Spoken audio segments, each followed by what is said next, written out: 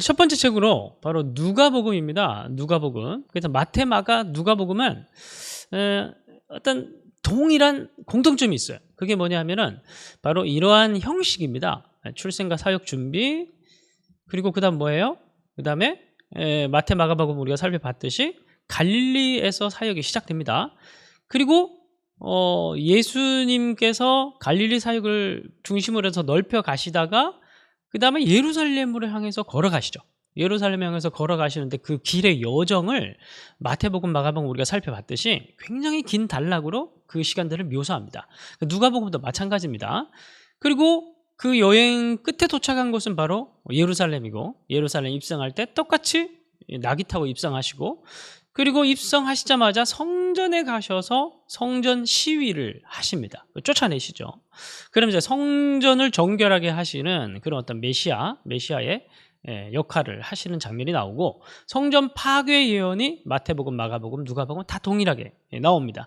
그리고 이제 십자가와 부활의 사건이 나타나게 되는 거죠. 요 일련의 흐름, 요 이야기의 흐름, 이야기의 형식, 그리고 이 이야기들 속에서도 동일하게 강조하고 있는 부분들이 있어요. 어떤 예수님의 낮아지심에 대한 부분이라든지, 아니면 구약의 성취에 대한 관점이라든지, 그런 부분들이 비슷한 관점들이 굉장히 많고, 그리고 이야기 형식, 그리고 이야기가 흘러가는 이야기의 구조, 이런 것들이 마태, 마가, 누가가 동일하게 서로 가지고 있습니다. 그래서 마태복음과 마가복음은 서로 거의 60% 정도 동일하고, 누가복음과 마태복음, 누가복음과 마가복음 사이에는 40%, 44% 그 사이에서 서로 내용들이 동일합니다. 그래서 이 세 권을 가리켜서 비슷한 점이 많아서 공관복음이라고 그렇게 부릅니다.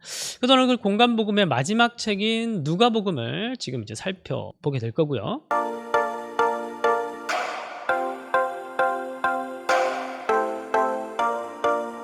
일단은 같은 점을 그렇게 여러분들 이해하고 계시면서, 동시에 또 여러분들이 아셔야 될 것은 무엇이 다른가? 무엇이 다른가를 알 수 있어야 읽어가는 맛이 있겠죠. 그래서 우리가 앞에 얘기를 좀 살짝 또 정리를 해보면, 마가복음은 박해받고 있는, 네로 황제 치하에서 박해받고 있는 초대교회 성도들에게 예수님을 소개하는 그런 책이죠. 그래서 고난받는 예수님에 대한 이야기가 많이 나옵니다. 그리고 예수님께서 나를 따르라. 예수님을 따르려면 어떻게 해야 되느냐? 그 고난에 동참하는 것이죠. 그러면서 그 제자도 자기 자신을 버리고 고통이라는 것도 사실 그 과정을 통과해서 또 하나님 나라 영광으로, 부활의 영광으로 가는 과정으로 이해하는 그런 이제 마가복음의 제자도, 낮아짐의 제자도, 그런 것들을 마가복음은 독자들이 이제 박해받는 상황이니까 그렇게 포인트를 잡아서 예수님에 대한 이야기를 했고, 마태복음 같은 경우에는 독자들이 누구라고 했습니까? 여러분들이 한번 대답해 보시죠. 마태복음의 독자는 누구라고 했습니까? 바로 유대인 그리스도인들이 주 독자층이라고 말씀을 드렸죠. 그래서 유대인들의 관심은 바로 왕적 메시아, 구약에서부터 계속 얘기했던 다윗 왕과 같은 메시아가 예수가 맞느냐, 이제 그런 부분들에 대해서 신학적으로 증명하고 여러 가지 이야기를 통해서 진술하는 그런 목적의 책입니다. 그래서 마태복음 처음부터 끝까지 성취, 이것을 이루려 하심이라, 이것을 이루려 하심이라, 그런 성취에 대한 구절들이 무한반복해서 많이 등장한다는 사실을 제가 말씀을 드렸습니다. 그리고 오늘 이제 누가복음을 살펴보게 될 텐데, 여러분 누가복음은 일단 여러분들 마태, 마가복음을 우리가 지금 공부하면서 여러분들이 이 책의 특징을, 포인트를 잡아내는 중요한 방법 중에 하나가 바로 독자가 누구인지를 파악하는 것이라는 것을 알게 됐는데, 그럼 누가복음의 독자는 누구일까요? 바로 데오빌로라는 그런 사람이죠. 그래서 누가복음 시작부터 데오빌로의 이름이 나옵니다. 자, 데오빌로, 근데 이제 어떤 사람들은 이건 가상의 인물이다 뭐 이렇게 얘기를 하는 사람이 있는데, 저는 그렇게 보지 않아요. 왜냐하면 데오빌로 가카라고 얘기를 했으니까, 가카라는 표현 자체가 이미 이제 어떤 특정 인물을 분명히 생각하는, 염두에 두는 그런 표현이란 말입니다. 그래서 실존 인물일 가능성이 굉장히 높고, 근데 그 사람의 이름은 이제 데오빌로라고 누가가 소개를 하면서 시작을 하고 있습니다. 그래서 데오빌로 가카에게 이제 이 복음서를 바쳤는데, 사실 이 크고 양 많은 책을 어떤 한 사람에게 바치지는 않았겠죠. 그래서 데오빌로 가카라는 사람 자체가 어떤 또 특별히 이 이름을 밝혔다는 것 자체가 바로 이 누가복음이 어떤 책인가를 규정하고 이해하는 데 굉장히 중요한 포인트다. 제가 이제 그 말씀을 드리고 싶은데, 그렇다면 데오빌로는 누구일까? 데오빌로는 누구일까?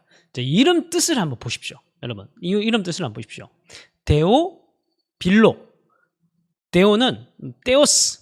테오스는 그 신, 하나님 이런 뜻입니다. 여러분 그 요한복음 21장에 아가페 그리고 필레오, 목사님들 요한복음 21장 설명할 때는, 설교할 때는 늘 꼭 이 단어를 한 번씩 사용하시죠. 그래서 너는 날 아가페하냐? 아니면 너는 난 필레오 합니다. 뭐 이런 표현들, 이게 사랑이라는 표현이죠. 사랑이라는 표현. 데오스 하나님, 필레오 사랑, 하나님 사랑. 그러니까 이걸 합치면은 하나님을 사랑하는 이방인이 되든지 하나님의 사랑을 받는 이방인이 되든지 이제 그런 표현으로 흘러가는 겁니다. 자, 그런데 여러분, 여기가 되게 이게 이제 누가복음의 주제가 이 이름에서 드러나는데요. 한번 보십시오.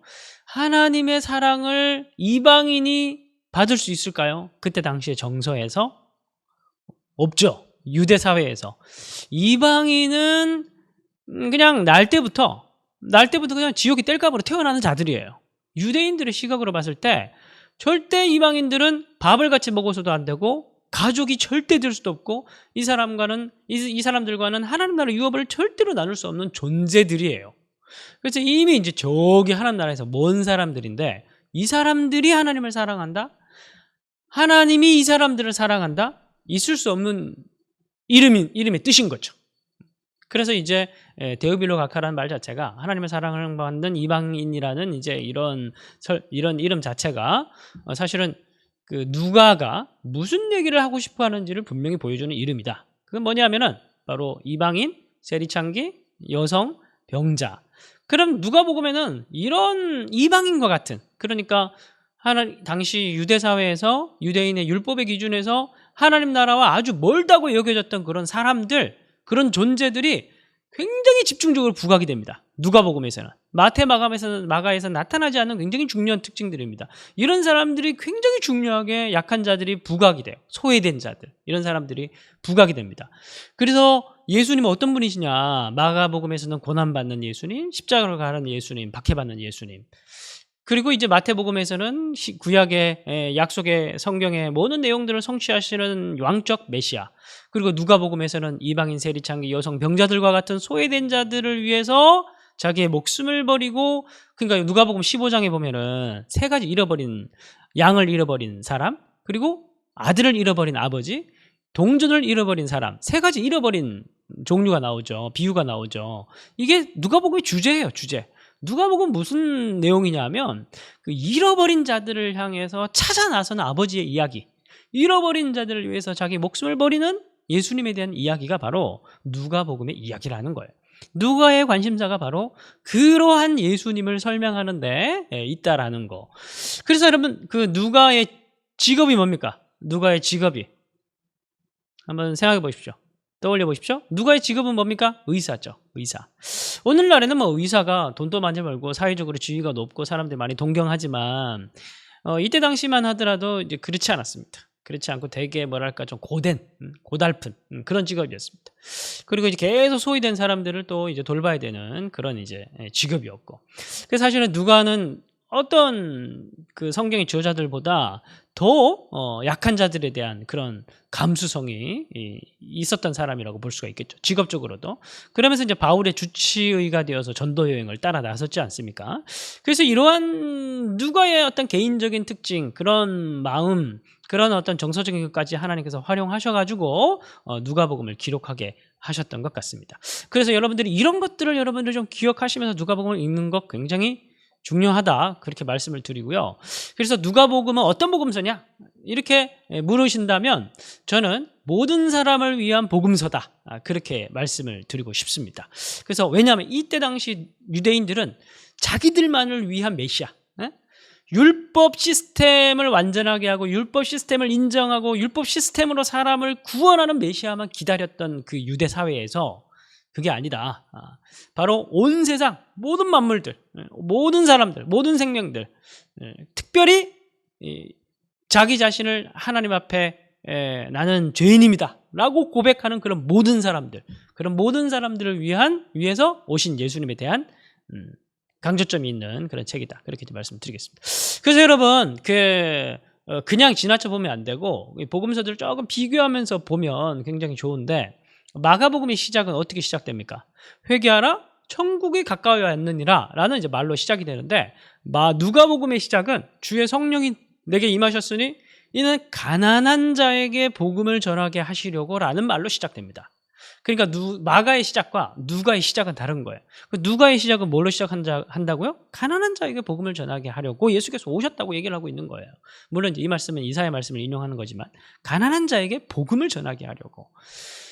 그래서 이 가난한 자라는 것은 바로 이제 영적인 가난함도 포함되는 그런 가난이라고 볼 수가 있고, 그런데 이제 그럼에도 불구하고 누가는 이 가난이라는 단어, 복음에 대한 이야기를 전개해 갑니다. 자, 그래서 이 가난한 자에 대한 이야기가 누가복음에 많이 나오는데, 우리가 이제 복음서에 딱 들어가기 전에 이 가난에 대한 누가의 이해, 가난에 대한 성경의 이해를 우리가 먼저 좀 하고 들어가면 좋을 것 같아요. 자, 여러분 집중해서 한번 보십시오. 여러분 굉장히 중요한 또 부분 아니겠습니까? 우리가 가난에 대한, 부에 대한, 돈에 대한 부분이. 자, 여러분 한번 보시면은 신명기 말씀입니다. 신명기 말씀을 보면, 내가 내 하나님 여호와의 말씀을 청종하면, 다른 말로 하면 순종하면 뭐가 내게 임해요? 이 모든 복이 내게 임할 것이다. 이렇게 얘기합니다. 그래서 이 복의 내용은 뭐냐? 밑에 구절을 보십시오. 내 창고와 내 손으로 하는 모든 일이라고 얘기하죠.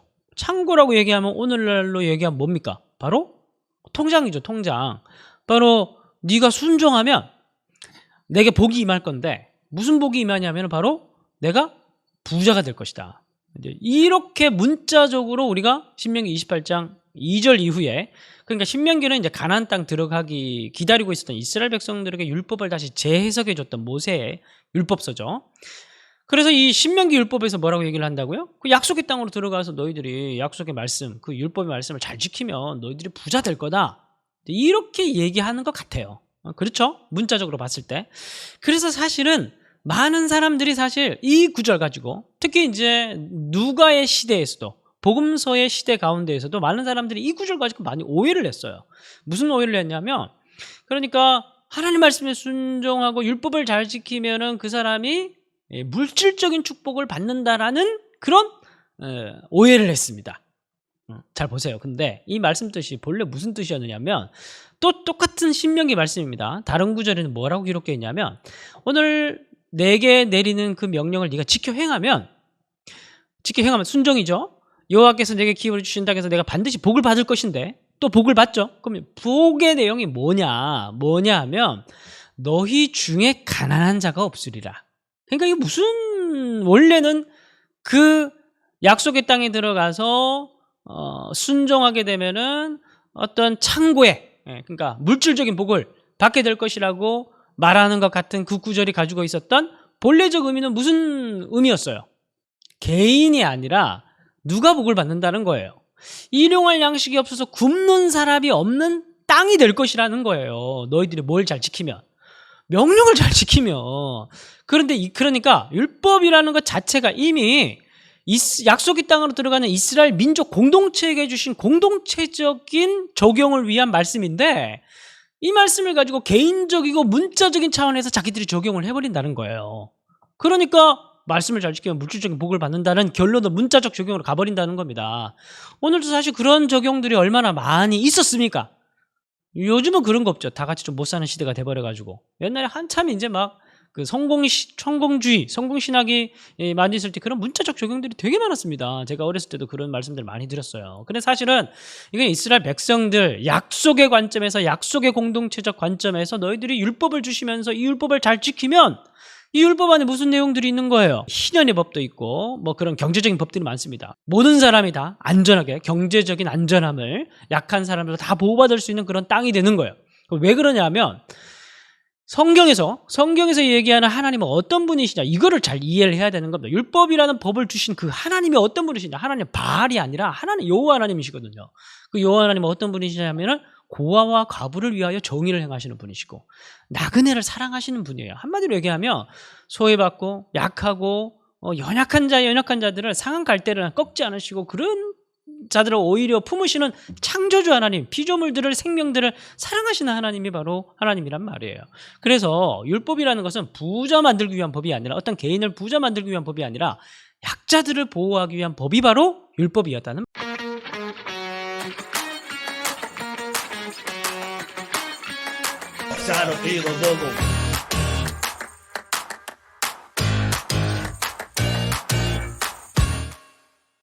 자, 그래서 이것을 복에 적용을 하지 않고 이제 저주에 적용을 해보면 신명기 28장 동일하게 그 다음 단락을 보면 그의 모든 명령과 규례를 지켜 행하지 아니하면 앞에는 지켜 행하면 순종이었죠. 이제 불순종하면은 어떤 일이 벌어지냐 하면은 적군 앞에서 패하게 할 것이다. 이건 뭐냐면 전쟁이 벌어져 가지고 땅을 빼앗기게 된다라는 거예요. 너희들이 약속을 지키면 그 땅에서 살게 될 것이고, 그리고 순종을 잘하면 그 땅이 가난한 자가 없는, 그러니까 이 모든 약한 자들이 보호받는 그런 어떤 땅이 될 것이고, 그렇게 하지 않으면 어떻게 되는 거예요? 하나님께서 강제로 모든 사람을 다 가난하게 만들어 버리는 거예요. 그게 뭐냐면 적군들의 포로가 되어서 땅에서 쫓겨나가지고 다 거지가 돼가지고 포로로 잡혀가게 된다는 겁니다.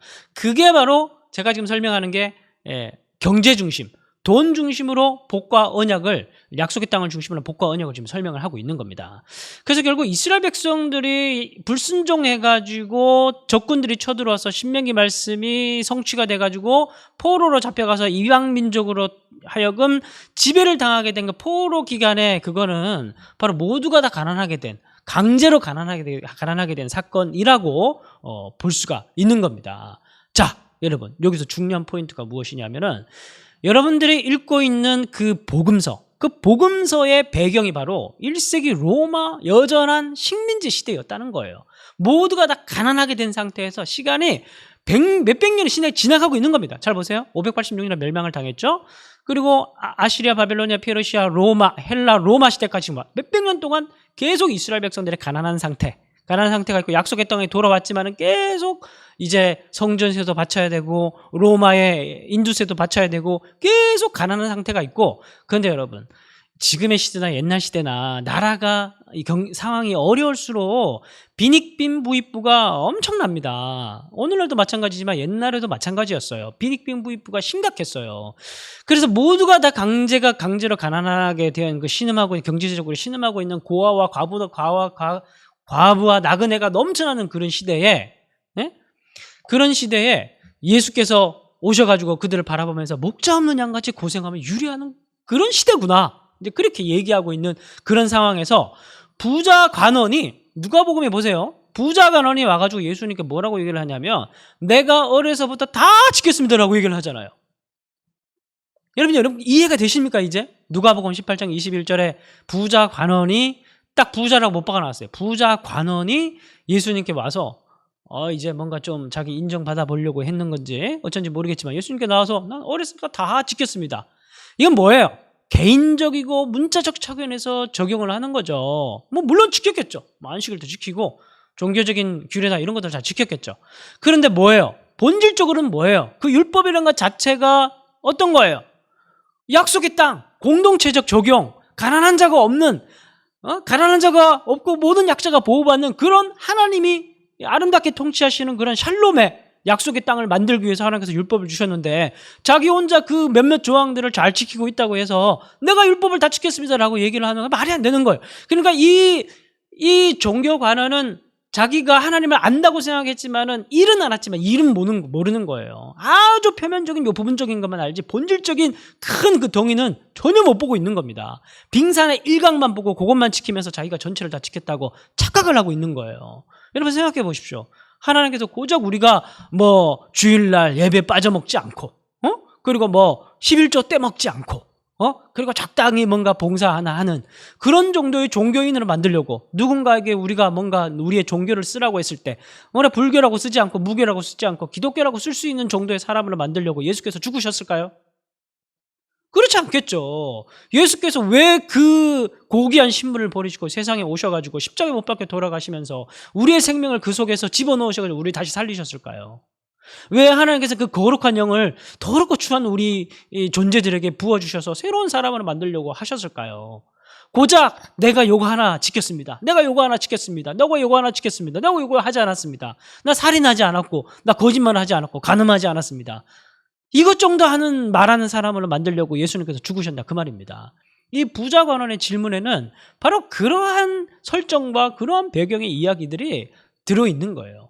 예수님께서 뭐라고 하시냐면은 네가 아직 부족한 것이 있다. 네가 아직 부족한 것이 한 가지가 있다. 뭐예요 그거는? 본질적인 것을 지키지 않았다 그 말인 거예요. 너는 표면적인 것밖에 지키지 않았지만 너는 본질적인 게 뭔지 전혀 모르고 있다.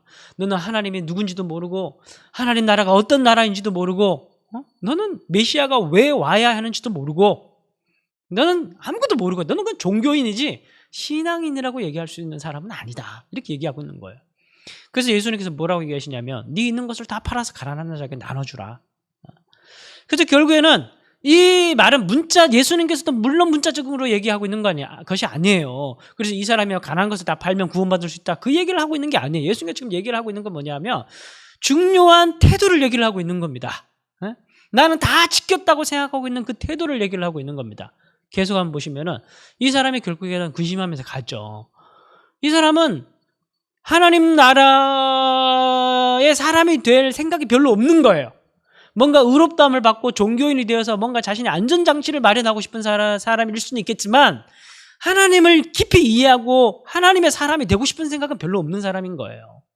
하나님과 나는 따로따로 떨어져 있고 그냥 객관화되어 있고 내게 뭔가를 요구하시면 그거 정도 지켜주면서 내가 얻을 것을 얻고 싶은 사람인 거지 완전히 하나님 나라 백성이 되어서 하나님께 순종하면서 하나님께서 원하시는 나라를 만들어가고 싶은 생각은 없는 사람인 거죠. 이 부자 관원은. 그래서 여러분 누가복음에 보면은 소유를 다 팔아서 굳이 뭐 배낭을 만들라 뭐 이런 이제 소유를 다 팔라는 그런 내용들이 나옵니다.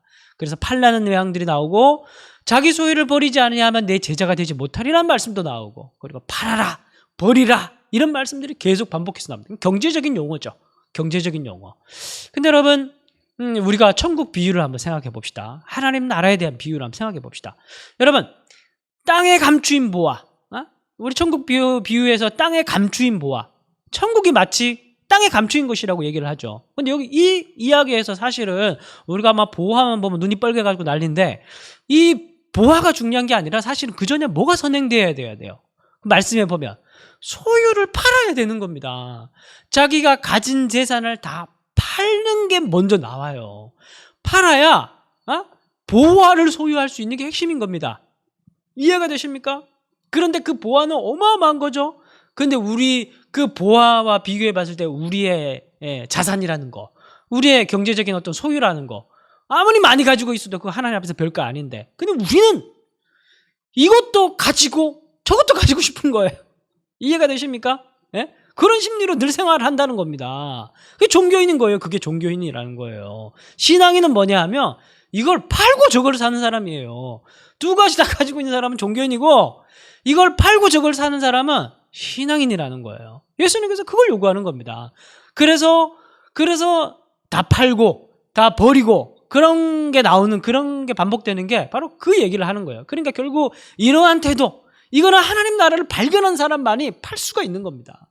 그러니까 전적으로 하나님을 향해서 마음을 드리는 것을 원하고 있는 거예요. 그래서 여러분 신명기 말씀에 보면은 이제 율법사가 예수님께 와서 이렇게 얘기를 하잖아요.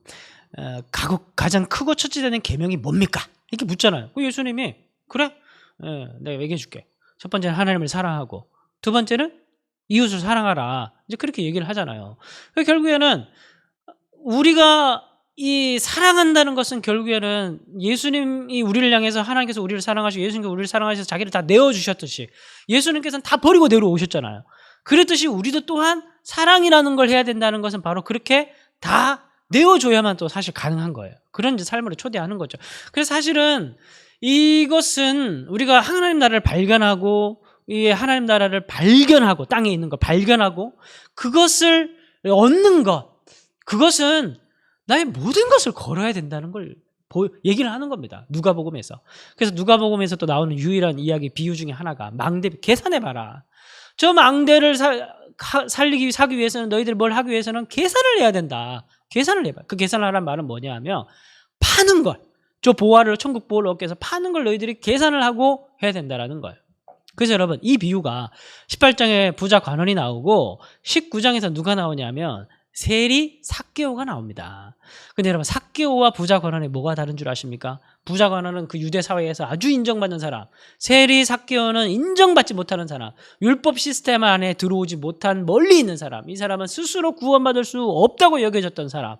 그 사람에게 예수님이 찾아가니까 차장에 예수님께 있을 때 이제 삭개오가 이제 나무 위로 올라갔죠. 그 삭개오가 먼저 말을 걸었죠. 그는 예수님이 자기를 받아주실 것을 기대하면서 이제 예수님을 보기 위해서 나무 위로 올라갔죠. 그러니까 예수님께서 삭개오에게 눈을 마주치면서 내려오라. 내가 너 집에 가야겠다. 이제 그렇게 얘기를 하잖아요. 그러니까 삭개오가 얼마나 감동이 됐든지, 자기는 그 율법 시스템 안에서 받아들이지 못한 사람인데 이 예수께서 자기에게 다가오시니까 너무너무 기뻐가지고, 왜냐하면 자기는 스스로는 도저히 구원받을 수 없는 그런 죄인의 취급을 받고 있었잖아요. 그런데 예수님께서 다가오시니까 너무 기뻐가지고 뭐라고 얘기를 하냐면은 자신의 소유의 절반을 팔아 가난한 자에게 주겠습니다. 갑절이나 갚겠습니다. 자, 여기 중요한 건 뭐냐면 잘 보세요.